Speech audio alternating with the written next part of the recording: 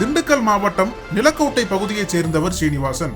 இவர் மதுரை மாவட்டம் வாடிப்பட்டியில் மெக்கானிக் கடை ஒன்றை நடத்தி வருகிறார். கடந்த 3 ஆண்டுகளுக்கு முன்பு இந்த கடைக்கு வந்த பாலமேடு காவல் நிலையத்தைச் சேர்ந்த SI அண்ணாதுரை என்பவர் ஸ்ரீனிவாசனுடன் அறிமுகமாகியுள்ளார்.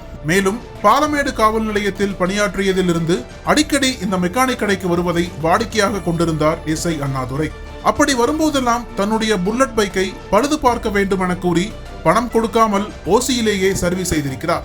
அந்த வகையில் SI அண்ணாதுரை ஸ்ரீனிவாசன் கடையில் இதுவரை 8000 ரூபாய் பாக்கி வைத்திருக்கிறார்.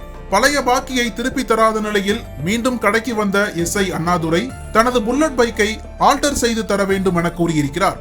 அதற்கு ஸ்ரீனிவாசன் பழைய பாக்கி 8000-ஐ எப்போது கொடுப்பீர்கள் என கேட்டிருக்கிறார்.